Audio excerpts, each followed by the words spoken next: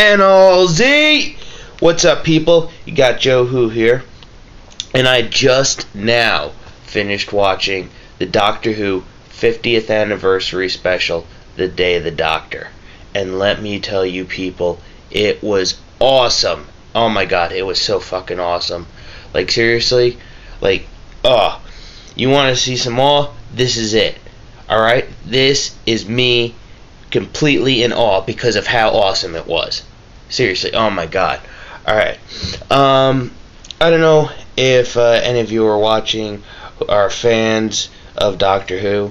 If not, I can't go into all of it. You know, it's not really 50 years worth of stuff because they stopped for about 15 years in between 1989 to 2005. But, you know, over 30 years, 40 years worth of stuff. I can't go into it all, but here's a quick little rundown. Doctor Who is an alien. He's from a planet called Gallifrey. His species is called the Time Lords. And they have learned to control travel through time and space through mechanical mechanisms such as harnessing the power of a black hole. And Doctor Who pretty much just goes around, you know, saving the Earth and other planets from alien threats and just fighting aliens and saving people and going back in history and meeting historical characters and all sorts of stuff. And alright, over the years, the Doctor has been played by several different actors. They explain this as Time Lord regeneration. And like I said, there was a gap about 16 years or so from 1989 to 2005, and in the middle of that, in around 95, 96, somewhere around there, there was a television movie made that was going to be the start of a new series. It was a joint production between the BBC and Fox here in America. And personally, that was my first introduction to Doctor Who, because that came out when I was about 11 or 12 years old. And the actor that played Doctor Who in the television movie was not the actor who played the Doctor in the 2005 reboot of the show. And there's always been a lot of fan mystery as to the transition from that Doctor to this Doctor. And there, in the new show, in the start of the 2005 show, there's all this stuff talking about there was a great time war, and the Doctor is the last Doctor, the last Time Lord, because he destroyed his people to stop the time war between his people and their enemy, the Daleks. Now, his goal wasn't just to destroy his people. He thought he had destroyed everyone, Daleks and the Time Lords. The Daleks are these alien robot hybrid creatures whose only purpose is to destroy all life in the universe. And you know, it turns out later on that there are still Daleks, and you know, he pretty much just killed all his own people, and he's always felt horribly guilty for that. And they tell you in this he's pretty much spent 400 years trying to forget that it ever happened. And it turns out that there was an unknown incarnation of the Doctor. I don't think it was considered part of the regular 13 cycle regeneration.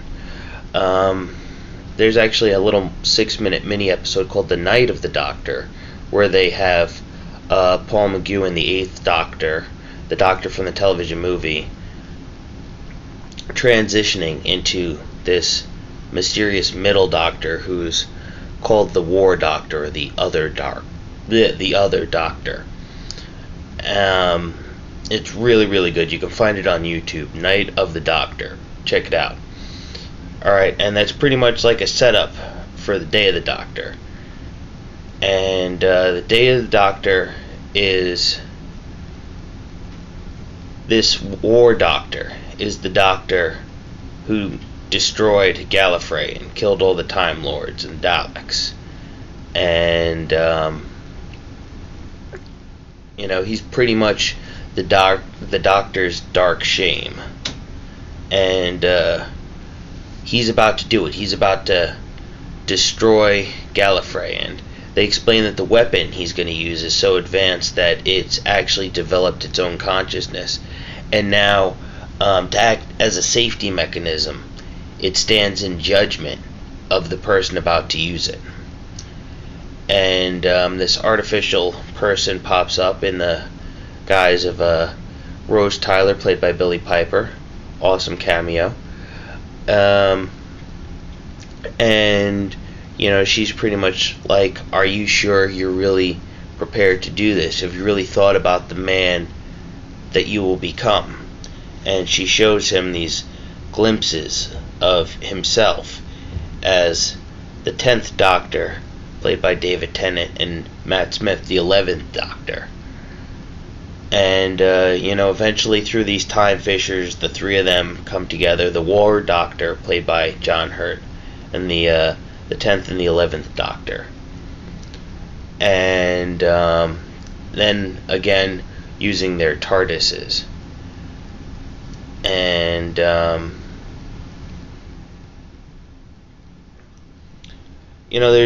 I'm not going to go into all the details and everything like that. You really should watch it. I'll explain how in a little bit. But there's all these great moments that lead up to the finale, and just all this stuff about him making the decisions. And they've had specials in the past where they've brought together multiple incarnations of the Doctor, usually 3, one time 5, and in those specials, it's always something like the Council of the Time Lords are in a really dire situation. They need to do something drastic, so they have to call in the Doctor. But one Doctor isn't good enough, so we need to call in multiple Doctors from different timelines.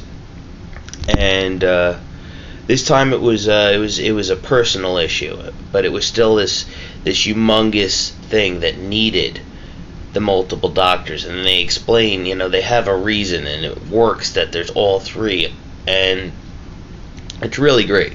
And they actually incorporate it to, they don't explain how, which kind of bothered me, but they incorporate it so that it actually has all the Doctors involved, and they even have a glimpse of the guy who's supposed to be playing the next Doctor, Peter something or another, I forgot his last name, but it was really great. It was really great.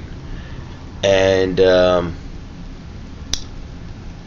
at the end, they had a cameo by Tom Baker, the 4th Doctor, as an old man, and they were playing all these little jokes between Matt Smith and Tom Baker about, well, could he have been him from the past, or might he be him from the future, and does it really all matter? And he's saying some stuff that might be important, might not be important, and it's just this great little moment. And throughout the whole thing, one of the things Tom Baker is known for, one of his signature things, is he offers people these candies called Jelly Babies.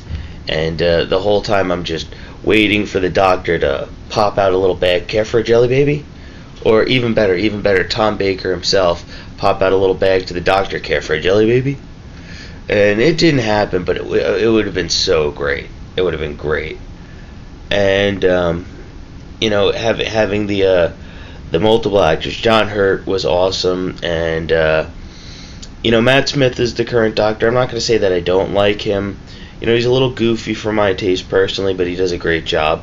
And personally, one of my favorites of all time, David Tennant. He was amazing. And his exit scene when he regenerated, it was an emotional scene. It was great. It was, the whole TARDIS blew up. It was like the producers knew, okay, we got to let this guy go, but we got to do it with some style. We can't just let him poof regenerate into another guy like we did when Christopher Eccleston transitioned into David Tennant.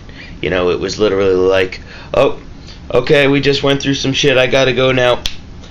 Oh, look, I'm David Tennant. Can't do that with David Tennant. He was too badass. And for a long time, it was considered that Tom Baker was, like the really hardcore Doctor Who fans' favorite Doctor Who. But I think in years to come, and maybe somewhere down in the future when they're no longer making Doctor Who, when people think about, who Doctor Who was, they're going to think of Tom Baker and David Tennant. Because I think I speak for most of the real Doctor Who fans when I say that David Tennant is definitely among one of the best out of all the actors to play the Doctor. And of course, I wasn't around back in those days, but I've watched a lot of the classic stuff. I've seen all the incarnations of the Doctor, and David Tennant is definitely one of the best. And having him in this comeback, it was great. It was great, and like I said, you really should check it out. I don't know how long it's going to be on YouTube before BBC smashes it, but if you're watching this within the next week or two, it should still be up. Check out Day of the Doctor full episode, and go to where you select the upload date and set it for today or this week. And the time tag is 1 hour and 17 minutes. I forget the name of the guy who uploaded the one that I watched. There were a couple of them. But it's funny, the one that I watched, to avoid copyright problems, it was actually, the picture was set at like an angle, and it was like a yellowish sepia tone color, so it was slightly different. Some people reverse the image, some people, speed it up. If you're putting like movies or full episodes of television shows on YouTube to avoid copyright problems. But so it was a little funny watching it, but overall the visuals, the storyline, if you're not a fan of Doctor Who, I think they kind of arranged it. It's pretty much all a self-contained story.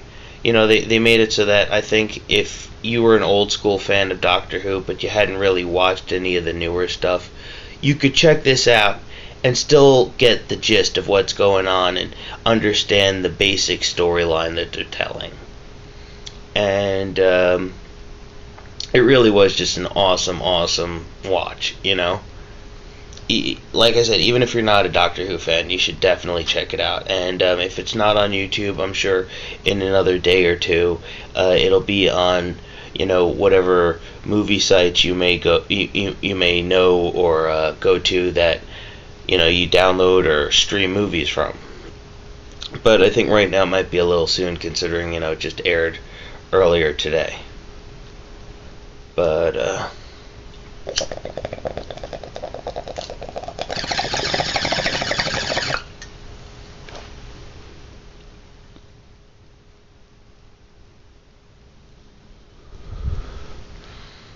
check it out. You'll like it. I'm Joe Who, and I'm out.